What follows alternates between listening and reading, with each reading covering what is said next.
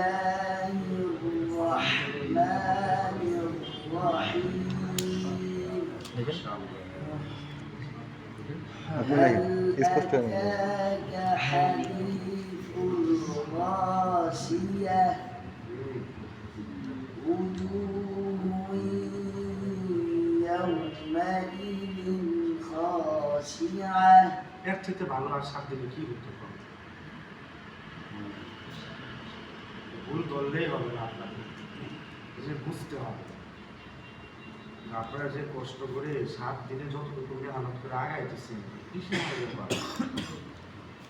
ভুল ধরলেই হবে, ভুল ধরে তো বহুত কিছু হয়। এই জন্য এটা মনে করে কষ্ট করার দরকার নেই। রামায়ণ আলিম হয়, আপনাদের সবই হয়।